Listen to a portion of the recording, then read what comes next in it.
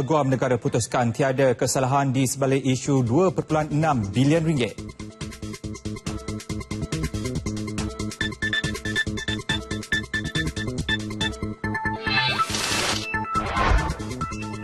TPPA, keperluan ahli parlimen mengundi hak yang di-Pertua Dewan Rakyat.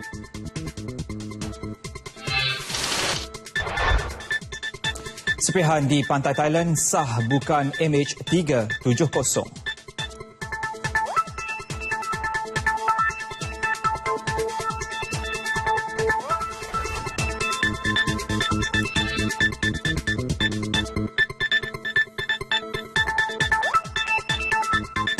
Baik saudara, Assalamualaikum. Saya Syuhaimi Muhammad. Ini Nasional 5, 26 Januari 2016.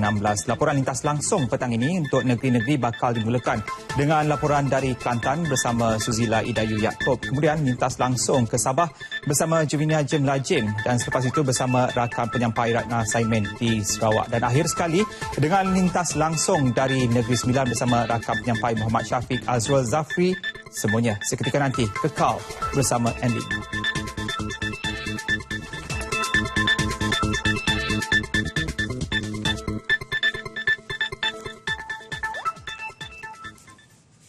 Saudara, Nasional 5 memulakan laporan ini. Peguam Negara Tan Sri Muhammad Apandi Ali menyatakan tiada sebarang kesalahan dilakukan Perdana Menteri berkaitan kes melibatkan dana 2.6 bilion ringgit dan SRC International. Bercakap dalam sidang media di Putrajaya, beliau memaklumkan kertas siasatan daripada Suruhanjaya Pencegahan Rasuah Malaysia SPRM telah diteliti dengan menyeluruh dan tiada bukti yang boleh dikaitkan dengan jenayah rasuah. Berikutan itu, ketiga-tiga kertas siasatan berkaitan akan dikembalikan kepada SPRM. Saya berpuas hati bahawa tiada keterangan yang menunjukkan bahawa dana tersebut adalah suatu bentuk suapan yang diberikan secara rasuah. Keterangan daripada siasatan tidak menunjukkan sumbangan dana tersebut diberikan sebagai dorongan atau sebagai upah untuk melakukan atau tidak melakukan sesuatu perbuatan yang berkaitan dengan kapasiti beliau sebagai seorang Perdana Menteri. Menjelaskan lanjut, dana yang dimasukkan ke dalam akaun Perdana Menteri berjumlah 681 juta dolar Amerika atau 2.08 bilion ringgit. Di antara 22 Mac 2013 hingga 10 April 2013 adalah sumbangan pribadi kepada Perdana Menteri daripada keluarga Diraja Arab Saudi dan diberikan kepada beliau tanpa apa-apa balasan. Pihak SPRM sendiri dalam siasatan menemui dan merakamkan percakapan saksi termasuk pemberi sumbangan dana yang mengesahkan ia diberikan kepada Perdana Menteri secara pribadi. Dan kita balik ke perkembangan kertas siasatan kes SRC International dan dana 2.6 bilion ringgit. Susulan keterangan saksi-saksi dan dokumen-dokumen sokongan yang dikemukakan membuktikan tiada kesalahan jenayah. Tan Sri Muhammad Apandi berkata tiada keperluan bantuan negara asing untuk melengkapkan siasatan. Berdasarkan siasatan, tiada kesalahan dikesan terhadap dua kertas berkaitan kes SRC International di bawah Akta SPRM 2009 dan Kanon Keseksaan. Mengenai Akta SPRM, tiada apa-apa keterangan yang menunjukkan Perdana Menteri menyalahgunakan kedudukannya semasa mesyuarat Jemaah Menteri yang memberi kelulusan jaminan kepada wang pinjaman 4 bilion ringgit oleh SRC International daripada kumpulan wang persaraan diperbadankan KWAP. Keterangan juga menunjukkan bahawa proses kelulusan pinjaman lembaga KWAP dan proses kelulusan jaminan pinjaman oleh mesyuarat Jemaah Menteri dibuat secara teratur. Tiada apa-apa keterangan yang boleh menunjukkan Yang Amat Berhormat Perdana Menteri meminta atau dijanjikan apa-apa suapan daripada mana-mana pihak sebelum, semasa atau selepas keputusan Jemaah Menteri tersebut dibuat. Dari keseluruhan keterangan yang melibatkan apa jua keputusan-keputusan atau tindakan tidak menggambarkan apa-apa konflik kepentingan oleh Yang Amat Berhormat Perdana Menteri. Malaysia merupakan satu-satunya negara dalam rundingan Trans-Pacific TPPA yang membawa perjanjian itu ke Parlimen untuk ditandatangani. Tegas Menteri Perdagangan Antarabangsa dan Industri Datuk Seri Mustafa Mohamad, kesemua 11 negara yang terlibat dengan rundingan itu telah memutuskan untuk memeterai Pakatan Perdagangan ini di Auckland, New Zealand pada 4 Februari ini. Bercakap pada pembentangan usul TPPA, Datuk Seri Mustafa memaklumkan tindakan kerajaan membentangkan TPPA tidak pernah berlaku dalam sejarah.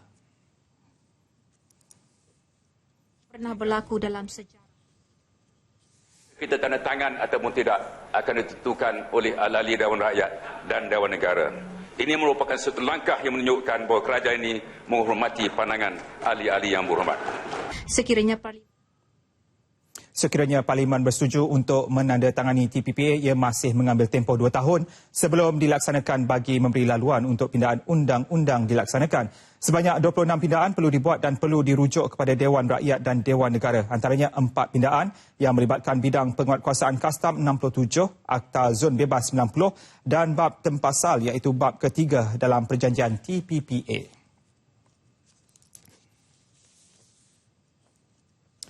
Penyertaan Malaysia dalam TPPA juga tidak bermakna Kuala Lumpur memilih Amerika Syarikat dan mengenepikan hubungan dengan negara-negara Islam, ASEAN maupun China. Datuk Seri Mustafa berkata Malaysia perlu mempelbagaikan hubungan dagangannya dan memasarkan produk tempatan ke seluruh dunia. Penglibatan dalam TPPA bukanlah bermakna kita meminggirkan China, ASEAN ataupun negara-negara Islam. Malaysia perlu mempelbagaikan hubungan dagangan kita. Dan jika kita ada peluang, sudah pasti kita ingin menjual barangan kita ke seluruh dunia. Dalam dasar luar negara kita, ASEAN adalah keutamaan tertinggi kita. Pada masa yang sama, China dan negara sahabat yang lain juga penting untuk kita. Penglibatan dalam TPPA tidak bermakna kita memilih Amerika Syarikat dan mengetepikan hubungan perdagangan dengan negara-negara lain. Ini adalah tanggapan yang tidak tepat. Jelasnya menurut Ketua Pengarah WTO Roberto Carvalho de Azevedo, TPPA bukan persaingan bagi WTO, malah melengkapi WTO. Kerajaan percaya untuk menjadi negara maju dan pendapatan tinggi, Malaysia perlu menjadi sebahagian daripada sistem perdagangan antarabangsa. Malaysia kini berdagang dengan lebih 200 buah negara di dunia dengan jumlah perdagangan tahun lalu dijangka mencecah 1.4 trilion ringgit. Dasar Malaysia adalah untuk berdagang dengan seberapa banyak negara di dunia. Justru 13 perjanjian perdagangan bebas FTA telah dimeterai sehingga hari ini.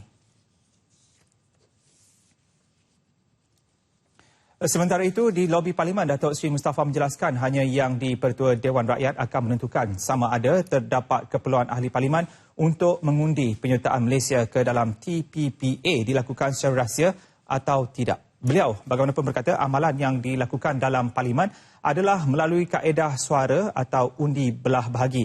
Beliau mengulas permintaan ahli Parlimen Pembangkang yang meminta proses pengundian TPPA dilakukan secara rahsia.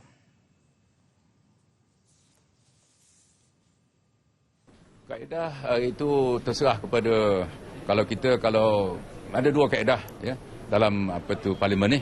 Yang pertama suara, mana lebih suara itu bergantung dari speaker lah. Tapi kalau ada lebih 10 lebih 15 ahli Dewan Rakyat yang mohon supaya ada belah bagi, maka akan ada belah bagilah ya. Tapi saya rasa kalau tanya saya sebelum ini di luar ni panaslah TPP ni. Yeah, I expected fireworks this morning in the Dewan Rakyat. Tapi sekarang ni belum ada fireworks lagi lah. Sekarang nampak okey.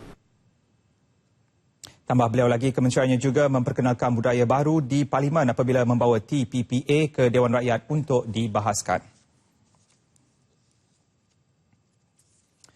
Ketika sesi perbahasan, Wakil BN Jasin Dato' Ahmad Hamzah menjelaskan perubahan kaukus TPP melibatkan ahli Parlimen sejak 2 tahun lepas telah membuktikan kematangan wakil rakyat, malah membawa usul berkenaan ke Parlimen sekaligus memberi peluang ahli Dewan untuk berbahas juga membuktikan keterbukaan kerajaan.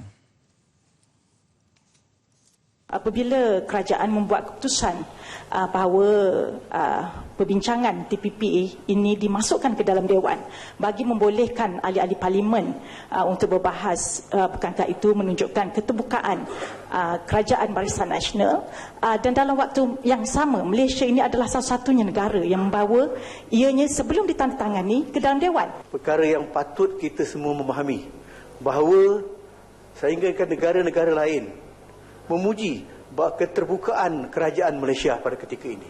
Dan untuk itu, Baik Sulong, seperti yang kita sedia maklum, hari ini adalah hari pertama kita membentangkan satu usul mengenai perjanjian perdagangan antarabangsa di Dewan Yang Mulia ini.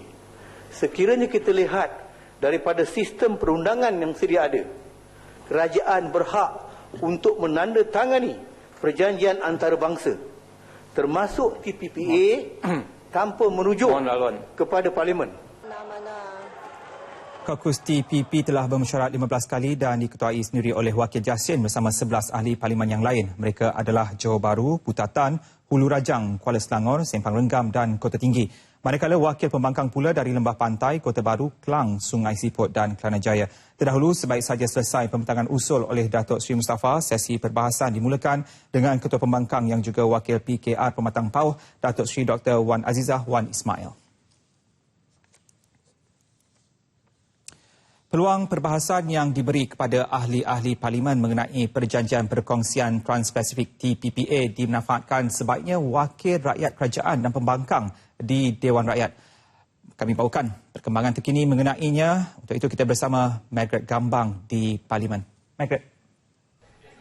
Ya, sesi perbahasan bagi perjanjian perkongsian Trans-Pasifik TPPA yang telah pun dibentangkan dari pagi tadi oleh Menteri Perdagangan Antarabangsa dan juga Industri Datuk Seri Mustafa Mohamed masih lagi berlangsung ketika ini hingga jam 7 malam nanti. Apapun pelbagai reaksi yang telah pun kami dapatkan selain daripada perbahasan yang diadakan di dalam Dewan juga di luar Dewan, beberapa ahli parlimen telah pun memberikan maklum balas mengenai sesi perbahasan yang telah pun dijalankan. Berikut antara yang sempat kami dapatkan.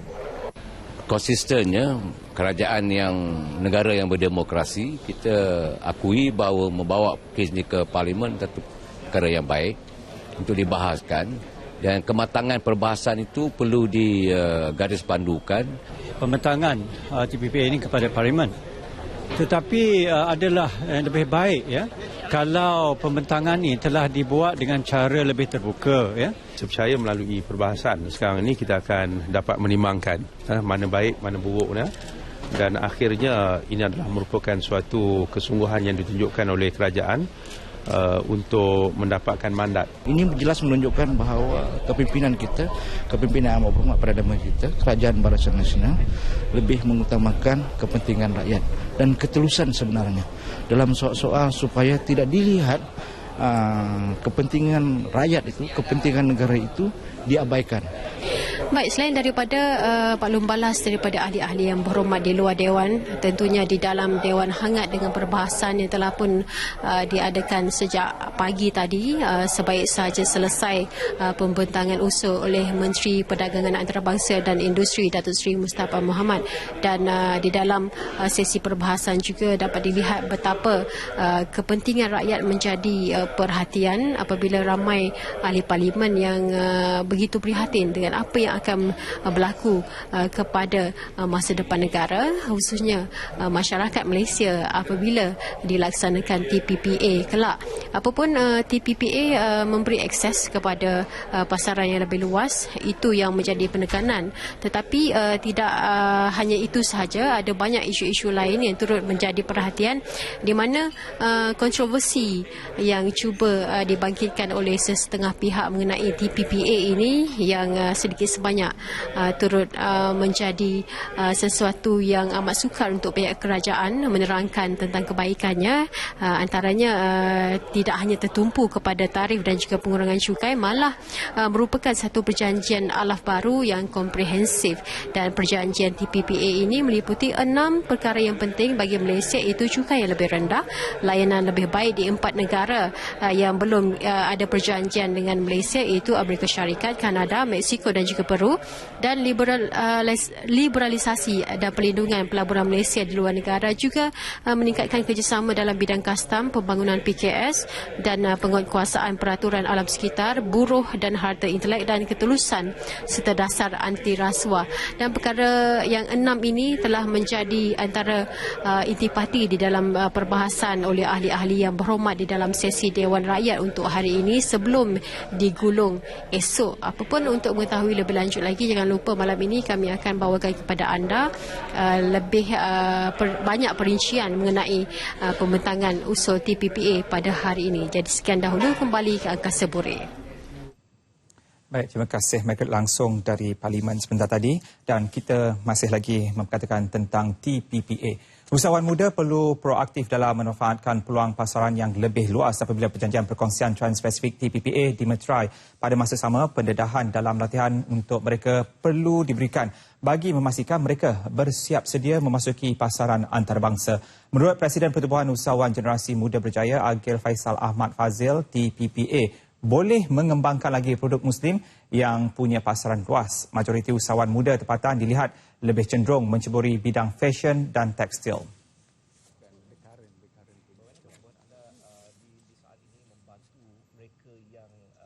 TPP boleh menjadi game changer kepada usahawan-usahawan Bumi Putera, PKS dan juga usahawan muda untuk menerokai atau menembusi 12 pasaran TPP ini. Yang penting, program keupayaan capacity building itu supaya kita kuat dan kita ready untuk kita keluar dan juga untuk mempertahankan negara. Pengguna juga bakal memperoleh manfaat daripada pasaran terbuka yang bakal menyaksikan pelbagai produk import masuk ke dalam negara pada harga yang lebih jauh murah berbanding sekarang. Agil Faisal menjadi tetamu program Selamat Pagi Malaysia di TV1. Harga jualan otomotif akan turun sekiranya Malaysia menandatangani TPPA ekoran kuasa pasaran yang lebih matang. Manakala dari segi perdagangan, duti import antara Malaysia dengan negara-negara TPPA akan menjadi sifar. Jelas Ketua Pegawai Eksekutif Institut Otomotif Malaysia, Datuk Muhammad Madani Syari, situasi itu membolehkan pasaran otomotif Malaysia meneroka peluang untuk masuk ke pasaran luar yang lebih besar.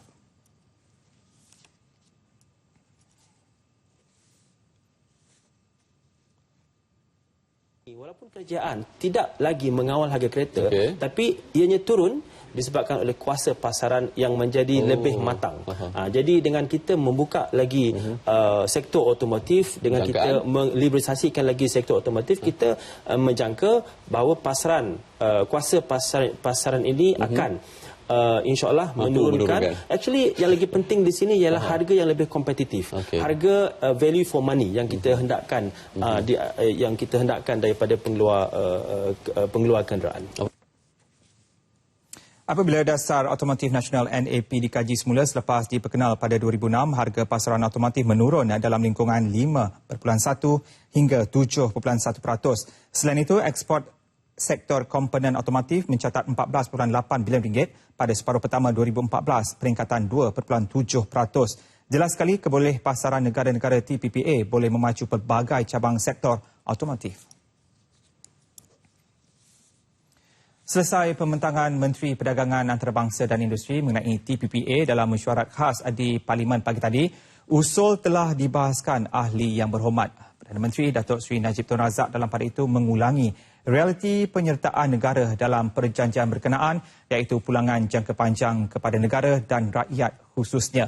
Perdana Menteri menerusi catatan terbaru entry di Facebooknya menyatakan dengan apa yang telah dibentangkan persepsi bahawa TPPA merupakan satu bentuk penjajahan oleh Amerika Syarikat dan kuasa-kuasa besar seharusnya tidak lagi perlu ditimbulkan.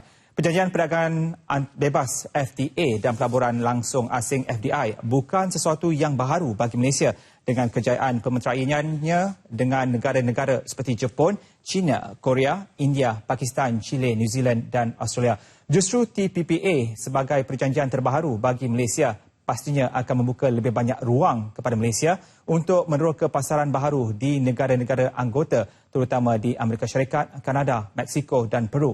Menjelaskan lanjut keterbukaan negara dalam membuat keputusan mengenai TPPA, Malaysia merupakan satu-satunya negara yang membentangkannya di Parlimen untuk diperdebat dan diratifikasi daripada 12 negara terlibat.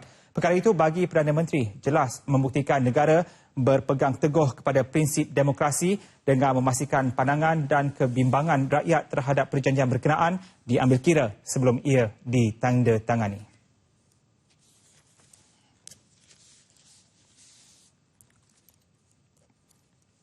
Pengerusi Lembaga Tabung Haji Dato' Abdul Aziz Abdul Rahim menafikan tabung dana jemaah haji itu berada dalam krisis sejam selepas Timbalan Menteri di Jabatan Perdana Menteri Dato' Dr. Ashraf Wajdi Dusuki mengatakan yang surat Bank Negara itu difahami di luar konteks. Enggan mengulas lanjut, Dato' Aziz berkata tabung haji akan memberi penjelasan kepada sidang media dalam waktu terdekat. Menjelaskan kepada pemberita di lobi Parlimen, Dato' Abdul Aziz menegaskan dakwaan krisis tabung dana tabung haji tidak benar.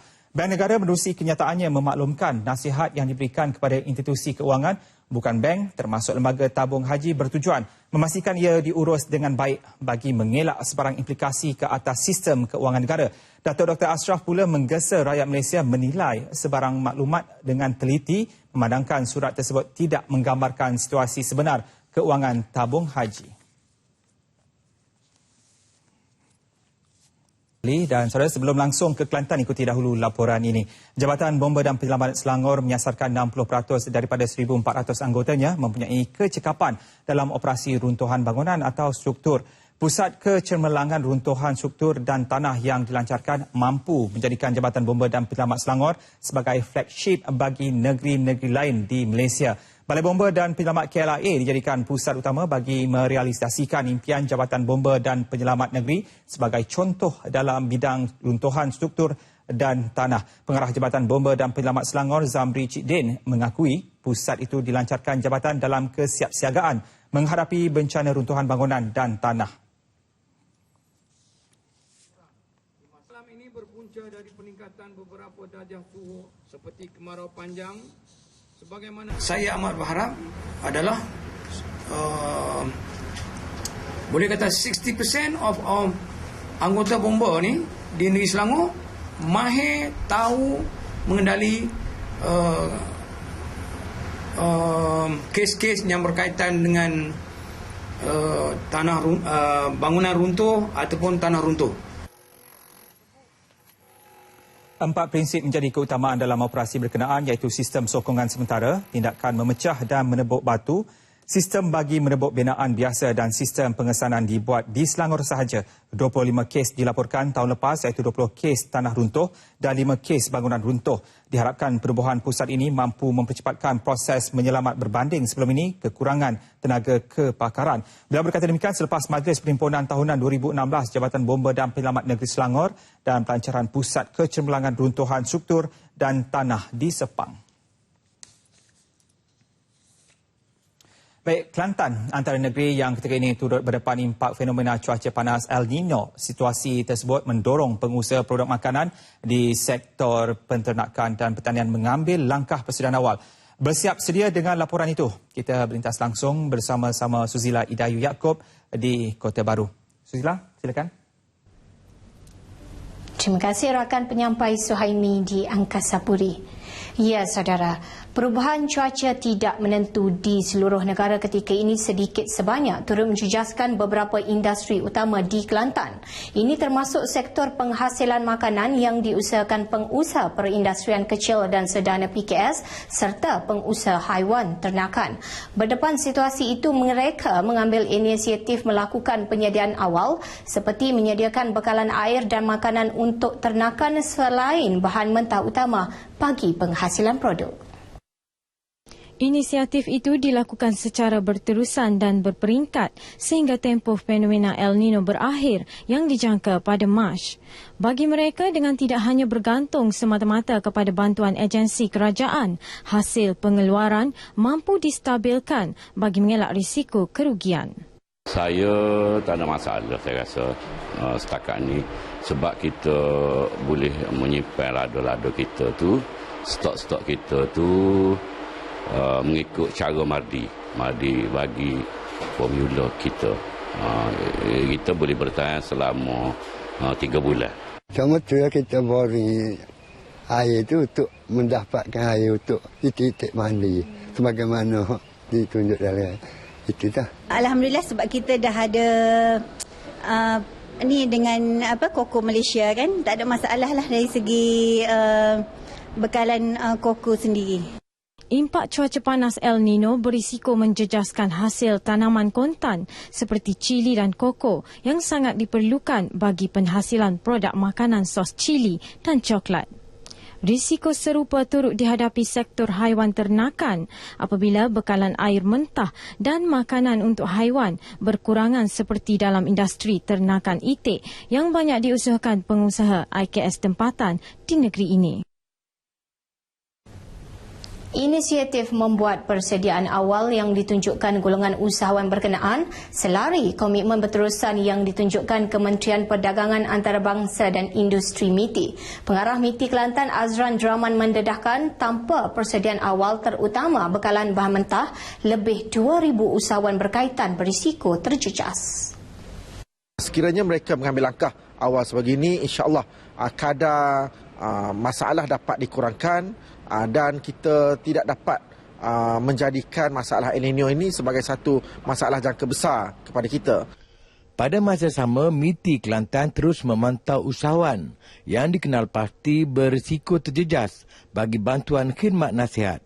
Kolaborasi dengan agensi kerajaan terlibat seperti Jabatan Pertanian, Lembaga Pemasaran Pertanian Persekutuan Fama dan Institut Penyelidikan dan Kemajuan Pertanian Malaysia MARDI juga diperkukuh selain saling berkongsi maklumat. Langkah proaktif itu bagi memudah cara dalam menyampaikan bantuan kepada usahawan sekaligus meminimumkan kesan El Nino dalam tempoh jangka panjang. Rentetan inisiatif yang ditunjukkan Menteri Perdagangan Antarabangsa dan Industri MITI Datuk Seri Mustafa Muhammad optimis situasi itu tidak mengakibatkan hasil produk makanan di negeri ini berkurangan secara kritikal. Meski begitu, tegas beliau langkah berjaga-jaga perlu turut sentiasa dititik beratkan. Setakat ini nampak okey lagi, tapi tak semestinya kita tidak akan terdedah kepada risiko ya. Jadi kita harap kita semua membuat persiapan yang sewajarnya. Yang penting ialah kita akur kepada nasihat daripada jabatan-jabatan kerajaan yang berkaitan. Mengambil kira keadaan yang berlaku sukar diramal, semua agensi di peringkat pusat tidak berdiam diri dengan menubuhkan jawatankuasa bertujuan membantu golongan pengusaha terus menghasilkan produk makanan dengan lebih efektif. Dengan cara itu, penghasilan bekalan makanan sedia ada mampu dioptimumkan tanpa menjejaskan proses pengeluaran. Apa yang penting, golongan usahawan ini perlu sentiasa mengikuti rapat setiap cadangan, saranan maupun arahan yang dikemukakan agensi terlibat untuk manfaat mereka. Sekian paparan berita dari Kelantan. Untuk berita seterusnya kembali bersama-sama Suhaimi di Angkasa Puri. Assalamualaikum dan salam sejahtera. Baik, terima kasih Suzila Idayu Yaakob langsung dari Kota Baru sebentar tadi. Dan kita ke laporan seterusnya. Susulan serpihan yang ditemui di pantai di selatan Thailand pada Sabtu tidak sepadan dengan bahagian pesawat Boeing 777 atau pesawat Malaysia Airlines MH370 yang hilang hampir 2 tahun lepas. Menteri Pengangkutan Datuk Seri Liao Tiong Lai yang mengesahkan perkara itu berkata pasukan Malaysia terdiri daripada pegawai DCA, Kementerian Pengangkutan dan Malaysia Airlines dengan kerjasama pegawai DCA Thailand telah memeriksa serpihan itu untuk menentukan ia daripada pesawat jenis apa. Daripada laporan terperinci, pasukan siasatan itu telah mengenal pasti bahawa nombor siri, nombor pada gulungan wayar dan nombor yang pada punat pada serpihan itu tidak sepadan dengan Boeing 777. Malah nombor-nombor yang terdapat pada serpihan itu juga tidak tersenarai dalam manual katalog alat ganti ilustrasi MASB 777.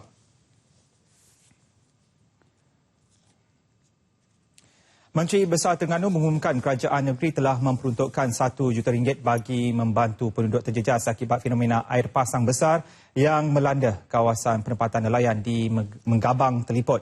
Kerajaan negeri telah meminta Pegawai Pembangunan Kuala Nerus melaksanakan tindakan awal bagi membantu mereka yang terlibat. Kejadian ancaman ombak besar khususnya di Kampung Tanjung Gelang dan Kampung Tengah menimbulkan ketakutan terutama ketika mencapai tahap kemuncak pada pukul 10 malam tadi. Peruntukan segera itu sebagai langkah penyelesaian awal dan pihak Jabatan Pengaliran dan Saliran GPS juga perlu melakukan tindakan segera. Datuk Seri Ahmad Razif dijangka melawat penduduk terjejas akibat ombak besar sebaik tiba di Kuala Terengganu dari Kuala Lumpur malam ini. Sepanjang pesisiran pantai Kampung Megabang Teliput dan pantai Batu Rakit terdapat kira-kira 25 rumah terdedah kepada pukulan ombak kuat yang mula berlaku kira-kira pukul 8 malam. Beberapa agensi keselamatan seperti pasukan bomba dan penyelamat, polis serta Jabatan Pertahanan Awam sedang memantau situasi itu.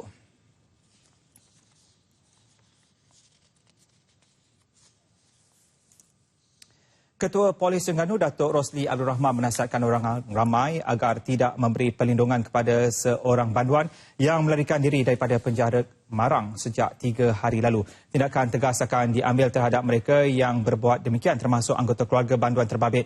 Pihak berkuasa yakin banduan dengan identiti Muhammad Nazri Mat Nasir, 23 tahun, masih bersembunyi di negeri itu. Usaha menjejaki banduan itu telah diperluas dengan skala yang lebih besar. Penjara Marang juga telah mengerah 169 pegawai dan anggota, manakala 30 pegawai dan anggota polis turut serta. Malah jika suspek masih lagi tidak dijumpai, polis akan menggerakkan satu pelatuan batalion PGA Gong Badak. Banduan berkenaan kini sedang menjalani hukuman 6 bulan penjara atas kesalahan mencuri dalam bangunan. Dipercayai melarikan diri dengan memanjat tembok di belakang tandas. Serentak dengan itu, pihak berkuasa telah mengedar gambar banduan berkenaan. Gambar telah diedarkan. So kita memohonlah, ingin mohon kepada orang ramai agar kalau melihat banduan ini ataupun orang yang menyerupai banduan ini, so mensyaki sesiapa boleh memberitahu kepada balai-balai polis yang terdekat. So kami amat memohon kerjasama ini, dan jika sekiranya ada orang ramai melindungi banduan ini, ianya sudah tentu menjadi satu kesalahan di bawah undang-undang negara kita.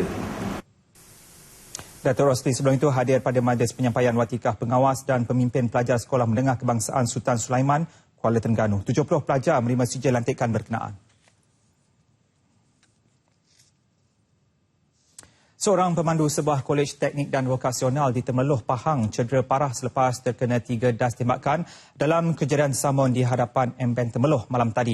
Kejadian berlaku pada pukul 11.10 malam ketika Muhammad Haikal Rosli, 30 tahun, baru mengeluarkan wang dari mesin pengeluaran wang automatik ATM sebuah bank sebelum didatangi 3 lelaki bersenjatakan sepucuk pistol. Lokasi kejadian hanya kira-kira 500 meter dari Balai Polis Temerloh. Ketua Polis Negeri Datuk Sharifuddin Abdul Ghani menyatakan ketika kejadian mangsa telah bertindak melawan ketiga-tiga suspek yang menggunakan dialek Kelantan sebelum suspek melepaskan 3 das tembakan. Mangsa kemudian telah memandu kereta seorang diri dalam keadaan berdarah ke Balai Polis Temerloh dan memberitahu telah ditembak ketika berada di hadapan sebuah bank.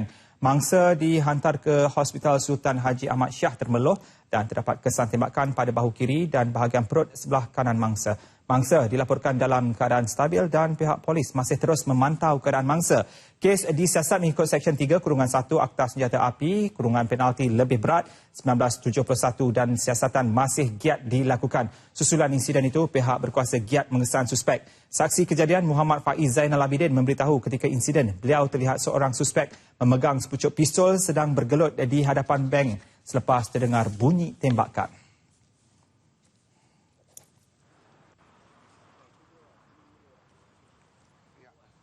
Malah tak adanya, saya bunyi dulu tembakan pertama. Saya duduk sewa flat atas Maybank tu. Lepas tu keluar tu, tengok dia orang tengah bergeluk, bunyi tembakan lagi. Tak beranilah masuk dekat. Lepas tu, 3 suspek tu lari. Lari masuk dalam kereta tu ke balai polis. Dari jauh kita nampak pistol. Sebab benda tu kecil je, bukan benda tu senapan ni panjang. Ketiga-tiga suspek sebelum itu dalam keadaan mencurigakan. Jeritan seorang jururawat telah menggagalkan cubaan ragut oleh seorang warga Indonesia di tempat letak kereta di salah sebuah pasaraya di Kota Baru, Kelantan. Insiden berlaku pada pukul 2 petang selepas mangsa Wan Nur Aisyah Wan Ismail, 36 tahun, bersama dua anaknya selesai berurusan di sebuah bank di kawasan berkenaan. Ketua Polis Daerah Kota Baru, ACP Baharom Abu, mengesahkan mengenai kejadian dan memaklumkan mangsa telah patah pergelangan tangan kiri dan cedera di siku kanan. Mangsa menerima rawatan susulan di Hospital Universiti Sains Malaysia HUSM, Kubang Krian. Kejadian berlaku selepas mangsa diekori suspek sehingga ke kereta dan secara tiba-tiba suspek telah meragut beg tangan wanita berkenaan yang dipercayai mempunyai wang tunai bernilai RM21,000. Terkejut dengan kejadian itu, mangsa menjerit meminta pertolongan dan secara kebetulan didengari anggota polis yang bertugas di tempat berhampiran. 4 anggota polis bertindak mengejar peragut terbabit dan suspek yang panik terus mencampakkan beg tangan wanita itu sebelum ditahan. Suspek direman 4 hari bagi membantu siasatan.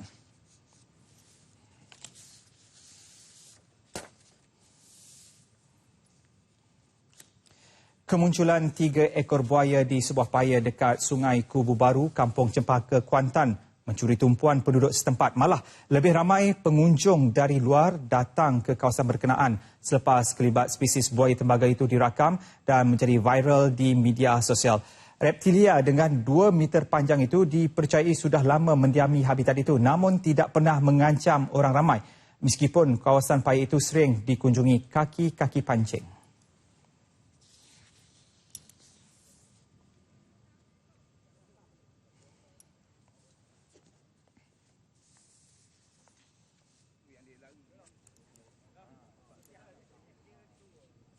Pada saya budak-budak dulu sampai hari ni dia tak pernah usik orang.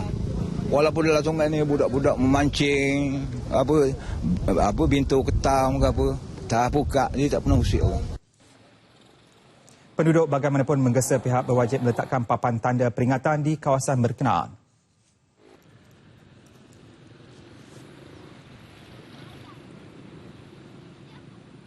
Sekarang ni saya bimbang bila dah ada bini dia orang ni tahan jerak dah, tahan apa. Saya takut bila dia sakit dia mengganah tu. Sebabnya kalau dia nak tangkap, berapa ekor yang nak tangkap? Sedangkan buaya bukan seekor. Lagi saya rasa lagi bahaya ke penduduk-penduduk sini, khususnya budak-budak yang selalu memancing apa di sungai itu. Timbul kebimbangan, kawasan itu akan diceroboh dan habitatnya akan diganggu. Kerja-kerja mendalamkan sungai berkaitan dan operasi penangkapan oleh Jabatan Pilitan juga dikuatiri mendatangkan kesan buruk. Pihak Pilitan buat sembok je. Buat sembok sini. Atau kalau boleh buat pagar lah. Tapi itulah saya minta pada pihak yang berwajib supaya adakan macam satu sembok je kan. Kawasan buaya kat sini. Jadi benda tu dapat mengingatkan dia orang sikit kan. Polis Diraja Malaysia PDRM, Jabatan Penjara dan Jabatan Kemajuan Islam JAKIM menjalin kerjasama dalam memulihkan ideologi pengikut Daesh yang ditahan di penjara. Ia meliputi pemulihan pemahaman mengenai konsep jihad sebenar. Ketiga-tiga agensi itu berkongsi pengalaman dalam sesi pertama persidangan antarabangsa mengenai deradikalisasi dan memerangi ancaman keganasan IDC 2016 di Ibu Negara yang berakhir hari ini.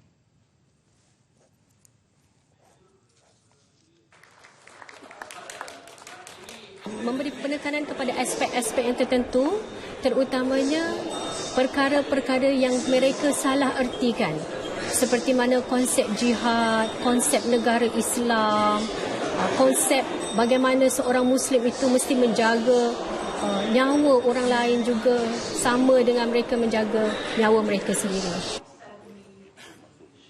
JAKIM juga terus memberi penekanan melalui khutbah Jumaat, hakikat jihad dan konsep negara Islam sebanyak 2 kali sebulan.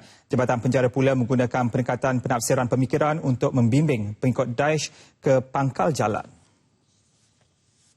Dalam treatment kita pun, apa yang kita lihat selain daripada profesionalism ni, kita lihat dari segi siapa dia di dalam organisasi teroris tersebut. Is he a leader? Or is he a follower? Dan dalam waktu yang sama, adakah dia ni recruiter ataupun funder? Sebab ini perkara yang akan menentukan apakah jenis pemulihan yang perlu kita terapkan kepada individu tersebut. Setakat ini 38 tahanan Daesh dan 30 pengganas Sulu sedang menjalani perbicaraan dalam program pemulihan di bawah sulian Jabatan Penjara. Dan saudara, N5 diteruskan dengan laporan semasa langsung ke Sabah bersama Javinia Jim Lajim. Silakan Javinia. Baik, terima kasih Suhaimi. Salam sejahtera dan salam sehati sejiwa.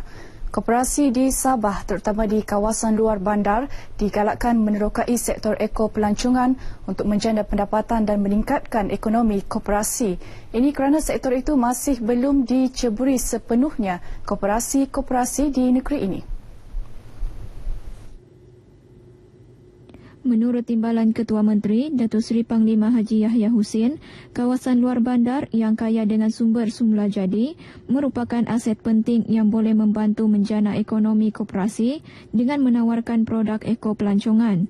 Produk eko-pelancongan luar bandar termasuklah aktiviti lasak seperti mendaki gunung, menyelusuri sungai dan merentasi hutan serta aktiviti pengurusan inap desa yang sering menarik minat pelancong terutama dari luar negara. Datuk Yahya berucap merasmikan promosi program latihan Maktab Koperasi Malaysia MKM Cawangan Sabah 2016 dan bicara profesional bertajuk Potensi Pelancongan dan Aktiviti Gerakan Hiliran Menjana Keberhasilan Gerakan Koperasi di Kota Kinabalu. Beliau juga mahu pengurusan koperasi lebih bersedia untuk berubah ke arah pentadbiran lebih profesional agar dapat membawa kemajuan kepada bidang perniagaan yang diceburi dan bertindak sebagai pemain utama dalam pertumbuhan ekonomi negara. Ketika ini, Sabah mempunyai 1,276 koperasi dengan jumlah aset sebanyak RM693.5 juta. Buku Sejarah dan Kesenian Masyarakat Brunei terbitan Persatuan Masyarakat Brunei Sabah PMBS dan Jabatan Muzium Malaysia JMM setebal 241 muka surat dilancarkan Menteri Pelancongan, Kebudayaan dan Alam Sekitar Datuk Seri Panglima Masiri Manjun di Muzium Sabah, Kota Kinabalu. Untuk kekal berada di atas pentas, berbentuk separa ilmiah, buku terbitan kolaborasi pelbagai pihak. Selain PMBS dan JMM itu juga dihasilkan melalui kajian dan artikel daripada 12 ahli akademik dan bukan ahli akademik tempatan yang mempunyai pengetahuan mendalam tentang masyarakat Brunei. Dalam ucapannya, Datuk Masidi berharap suku kaum lain di negeri ini mengikut jejak PMBS dalam memperkasakan budaya dan tradisi masing-masing melalui hasil penerbitan yang dapat dibaca pelbagai lapisan masyarakat. Presiden PMBS Datuk Haji Yusof Haji Muhammad Kasim yang ditemui RTM pula memberitahu penghasilan buku sulung tersebut merupakan khazanah berharga buat negara dan bagi warisan generasi akan datang. Kajian yang diorang jalankan agak detail sejak 2005 lagi tu. Ya. Jadi diorang bergerak mengikut kita punya saluran lah, iaitu kita ada cawangan-cawangan melalui Persatuan Masyarakat Brunei Sabah lah. Sementara itu, salah seorang penulis buku ini, Haji Saad Haji Awang Damit, menyatakan buku mengandungi 12 bab itu diolah secara komprehensif dan mudah difahami. Pada mulanya kami mendapat tawaran daripada Pusat Sejarah Brunei Darussalam untuk mengisi seminar Borneo 2. Jadi kami telah menyiapkan kajian, menyiapkan kertas kerja ini untuk dibentangkan dalam seminar Nusantara Borneo 2 di Brunei Darussalam. Dalam buku ini sebanyak 3 bab dikhususkan mengenai tradisi perkahwinan, ikonik peranan gambus dalam masyarakat dan nandung puisi masyarakat Brunei. Manakala 9 bab lagi mengenai sejarah masyarakat Brunei Sabah yang telah mula bertapak di negeri ini sejak kurun ke-14. Masyarakat Brunei yang ditemui RTM turut menyokong usaha mendokumentasikan sejarah dan budaya suku kaum berkenaan, khususnya berkaitan seni gambus. Mungkin dalam aku umur 22 tahun, 23 tahun aku sudah pandai membuat gambus. Sebab tidak tempat membalik, aku terpaksa berusaha sendiri, ambil kayu. Sebenarnya saya memang melibatkan pembuatan gambus dari tahun dari umur 14 tahun lagi. Masih lagi saya di sekolah. Bila sampai masanya musim itu saya belajar membuat gambus, belajar mematik gambus. Buku sejarah dan kesenian masyarakat Brunei ini dijual pada harga RM35 dan boleh dibeli terus daripada PMBS. Polis menahan 2 suspek termasuk ketua kumpulan geng Negro yang aktif menjalankan kegiatan curi, sambun dan ragut di sekitar Kota Kinabalu yang melibatkan 11 kes dengan nilai kerugian RM140,000 sejak awal tahun ini.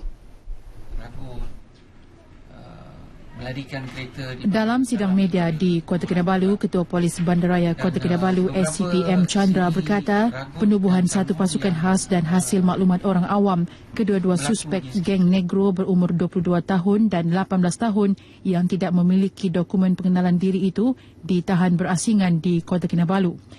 Manakala seorang lagi rakan mereka dikenali Jaroni Otto, 20 tahun warga Filipina yang beralamat di skim penempatan telepok sedang diburu polis bagi membantu siasatan.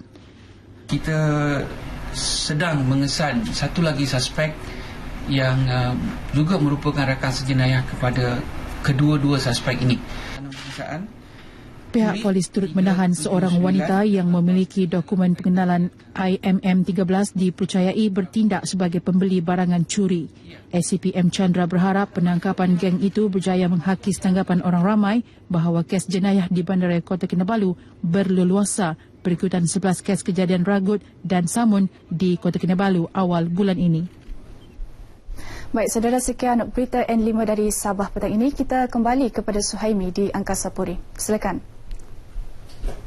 Baik, terima kasih Jovinia. Langsung sebentar dari saudara dan kita ke laporan seterusnya. Sebelum sekali lagi kita bintas langsung untuk ke Sarawak. Melaka bakal membuat lawatan timbal balas ke wilayah Guangdong, China pada 17 hingga 21 Mac depan.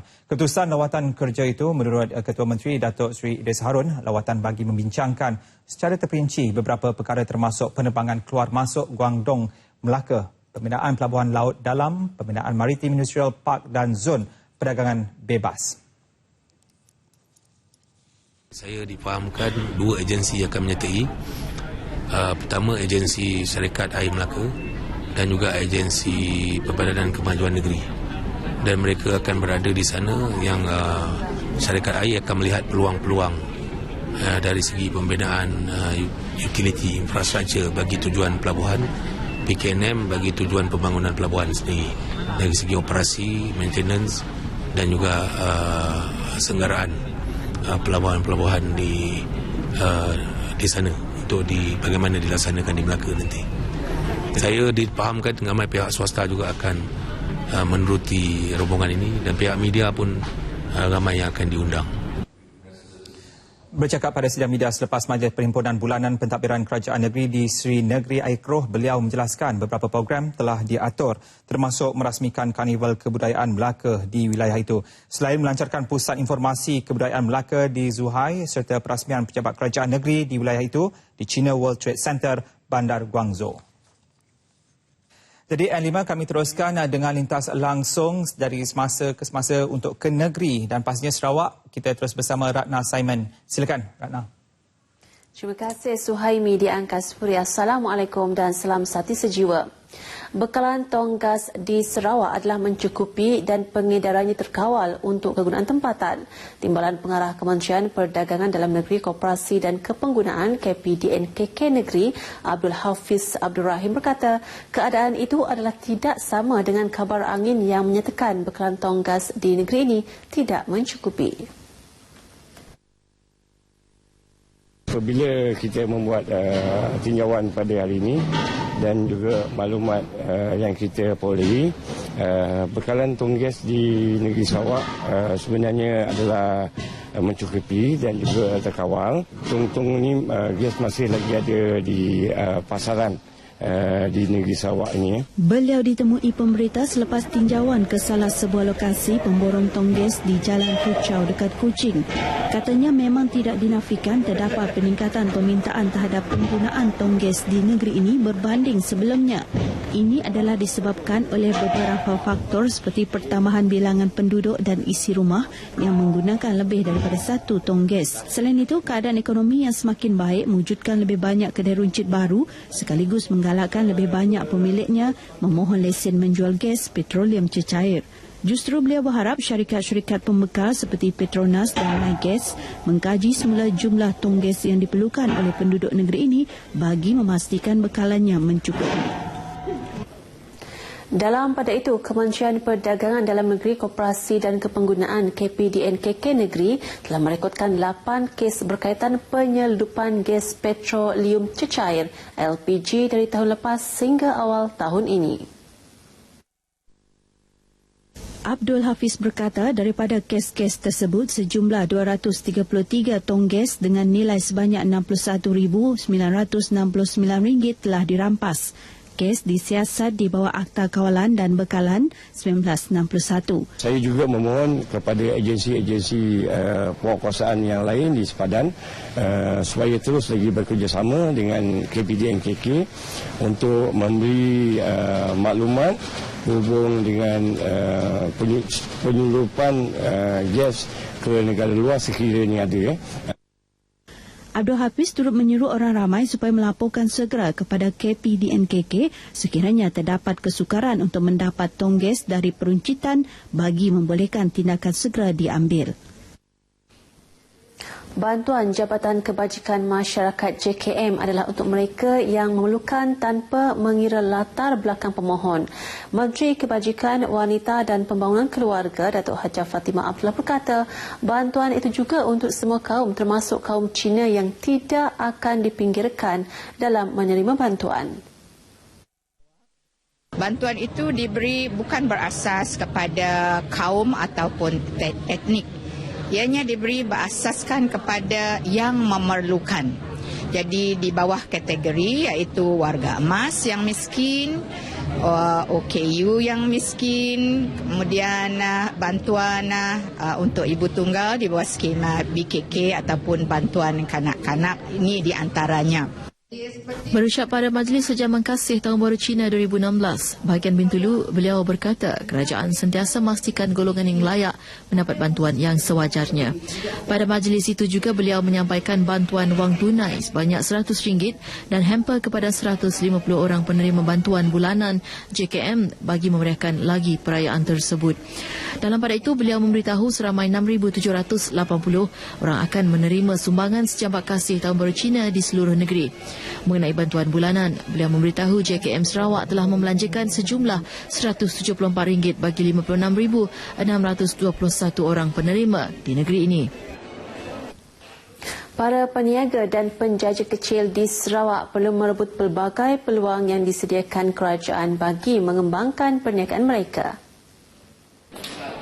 Menteri Muda Pelancongan yang juga pengerusi Perbadanan Pembangunan Ekonomi Sarawak SEDC, Dato' Haji Talib Zulkifli berkata, banyak bantuan yang telah disediakan kerajaan seperti bantuan keuangan bagi membantu peniaga dan penjaja serta usahawan khususnya Bumiputera mengembangkan perusahaan mereka ke peringkat yang lebih tinggi. Selain itu, pelbagai agensi kerajaan turut mengadakan pelbagai program keusahawanan seperti latihan, pembangunan produk, promosi, bantuan dana dan premis perniagaan bagi membolehkan mereka bersaing dan seterusnya berjaya dalam perniagaan masing-masing. Katanya apa yang penting, peniaga dan penjaja kecil perlu serius dalam perniagaan mereka. Dato' Haji Talib berucap pada majlis makan malam sempena Hari Penjaja dan Peniaga Kecil Bumiputera peringkat negeri Sarawak di Bintulu. Pada majlis tersebut, beliau turut menyampaikan anugerah penjaja dan peniaga kecil negeri Sarawak kepada Haji Othman Achim dari Bintulu dan Rosna Rosli dari Sarike. Baiklah saudara, setakat ini dahulu sumbangan bahan berita Restra untuk lintas langsung N5 petang ini. Berita seterusnya kembali ke bersama Suhaimi di Angkasa Puri. Silakan. Baik, terima kasih Ratna Saiman langsung dari Kuching, Sarawak. Dan bagi mengikuti laporan dari Negeri Sembilan, kita terus saja bersama Muhammad Syafiq Azrul Zafri. Silakan. Terima kasih rakan penyampai di Angkasa Puri. Bagi memenuhi tuntutan menyejahterakan rakyat di negeri ini, pelbagai bentuk perkhidmatan dan kerjasama pintar telah terjalin antara kerajaan negeri dan Universiti Sains Islam Malaysia USIM. Dan yang terkini, kerjasama dimeterai bersama Fakulti Perubatan menjadikan Negeri Sembilan sebagai negeri pertama menyediakan tawaran perkhidmatan klinik pakar mata bergerak atau dikenali sebagai Klik Mobile. Ikuti laporan disediakan wartawan Zakinawati Ahmad Tarmizi. Tinjauan perkhidmatan klik mobile dilakukan di Kampung Pancur Jaya, Seremban. Klinik pakar mata bergerak adalah antara usaha sama yang dilancarkan tahun lalu dan telah memulakan operasinya melalui jadual berskala yang disediakan oleh Jabatan Kesihatan Negeri. Melalui pemantauan, warga emas didapati antara golongan yang amat memerlukan bantuan perkhidmatan dari segi pemulihan kesihatan berbanding wang ringgit. Apa yang diharapkan oleh penduduk Kampung Pancur ni memang dia amat sukalah, mana sebab kadang-kadang orang kita warga emas ni memang banyak bermasalah segi mata. Saya memang rasa syukur kepada Allah Ta'ala. Di Kampung Pancur ni memang ada klinik bergerak yang tiap-tiap sebulan sekali tu kira penduduk Pancur amat sokong lah. Memang sukalah. Kalau boleh yang klinik lain datang pun okey, insya-Allah. Ramai yang datang cek mata kan, ni cek kesihatan tiap sebulan sekali tu. Jadi dia orang kata kalau dia kena pergi klinik Ampangan tu dah ada sini pun tak payah pergi sana. Setiap bulan ada kesihatan datang membantu penduduk Pancur.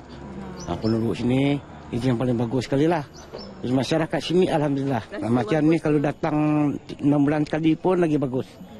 Tak payah datang sebulan-sebulan, 6 bulan sekali cek mata. Tentu alhamdulillah kalau jangan sampai minta 6 bulan sekali kalau boleh lah. Pakcik cukup bersyukurlah kerana ini khidmat yang amat baik dari pihak yang tertentu. Jadi pakcik rasa bersyukur kerana pakcik pun mengidap macam-macam penyakit dan pernah dan juga rujuk di hospital Kuala Lumpur. Bayangkanlah daripada Seremban nak ke Kuala Lumpur itu jauh, taklah mudah, tapi oleh kerana pihak tertentu adakan khidmat untuk masyarakat di sini, pakcik bersyukur kepada Allah dan juga berterima kasih kepada pihak yang tertentu. Idea asal perkhidmatan klip mobile dicetuskan bekas pengarah klinik pakar USIM, Allahyarham Profesor Dr. Muhammad Yunus Abdullah bersama Menteri Besar Datuk Seri Muhammad Hassan. Menerusi kemudahan tersebut, masyarakat luar bandar khususnya berpeluang mendapatkan perkhidmatan pemeriksaan mata oleh doktor pakar yang turut sama bertugas melawat kawasan luar bandar seperti Pulau Dickson, Kuala Pilah, Jempol serta Jelebu untuk memberi rawatan secara percuma. Antara penyakit yang diperiksa pakar adalah katarak, glaukoma, penyakit degenerasi makula, diabetik retinopati dan selaput di hadapan mata. Menurut pengarah klinik pakar kesihatan USIM, Dr. Muhammad Taufik Muhammad Nor, pada tahun ini klik mobile akan menjelajah ke kawasan pedalaman bagi memberi perkhidmatan secara percuma kepada masyarakat setempat setiap bulan. Kita akan mulakan di kawasan sekitar Seremban. Setiap bulan kita akan pergi ke semua daerah di Negeri Sembilan dan kita akan mulakan di daerah Seremban. Maka kita telah mesyuarat telah dijalankan dan kita telah pilih kawasan perumahan Pancur ni lah. Dan bersama dengan klinik pakar bergerak ni ialah pakar-pakar mata kita, pakar bergerak pakar mata dan juga saya sebagai pakar perubatan keluarga lah.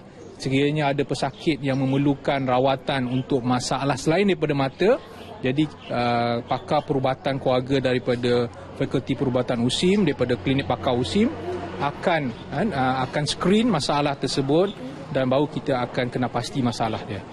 Jadi bukan sahaja pakar mata, walaupun objektif utama dia ialah untuk kita mendapat untuk kita memberi perkhidmatan pakar mata di sini, tetapi biasalah kan, warga-warga tua ni mereka juga akan ada masalah lain ya, masalah lutut ke, masalah jantung ke, masalah perut. Jadi pakar mata kita mungkin mereka tak ada kepakaran tu. Jadi pakar perubatan keluarga kita akan bagi rawatan ataupun screening lah. Ketika ini, klik mobile mempunyai 3 orang doktor pakar mata termasuk pakar perubatan dan setiap lokasi mereka boleh merawat hampir 50 orang pesakit mata dalam satu-satu masa. Perkhidmatan berkonsepkan van bergerak itu turut dilengkapi peralatan perubatan pemeriksaan mata termasuk pemeriksaan perkhidmatan tambahan bagi memeriksa tekanan darah tinggi. Sebab kita lihat ramai pesakit, utama warga tua, mereka macam dia agak keberatan untuk mendapatkan rawatan di hospital. Kalau macam masalah lain mudah. Dan juga masalah mata ni, kepakaran dia banyak terdapat di hospital. Kalau kepakaran lain tu mudah didapati di kawasan luar bandar. Contoh kalau masalah darah tinggi, kencing manis itu boleh dirawati oleh pakar-pakar oleh doktor-doktor yang biasa. Tapi masalah mata ni memerlukan kepakaran rawatan daripada pakar mata. Jadi maka sebab itulah kan kita telah berbincang dan kita menawarkan perkhidmatan pakar mata di kawasan luar bandar. Peruntukan van bergerak klip mobile yang bernilai RM2 juta setiap satu diharap dapat terus memberi kemudahan kepada penduduk luar bandar, terutamanya warga emas, bagi mendapatkan rawatan mata dengan lebih cepat. Sekian paparan berita dari Negeri Sembilan kali ini. Kembali ke Angkasa Puri untuk berita seterusnya. Baik, terima kasih Syafiq dan selamat hari jadi untuk Syafiq di Negeri Sembilan. Ribut salji yang melanda Amerika Syarikat sememangnya melumpuhkan seluruh kawasan pantai timur negara kuasa besar itu. 34 kematian dilaporkan akibat ribut petir meliputi kemalangan jalan raya dan serangan jantung. 1,516 penerbangan turut dibatalkan. Di medan pertempuran bersejarah Gettysburg, monumen dan meriam dilitupi salji tebal. Lapisan salji yang mencecah 2 kaki terus giat dibersihkan pihak berkuasa tempatan dan penduduk saksikannya sebagai penutup N5 hari ini. Assalamualaikum dan salam sejahtera.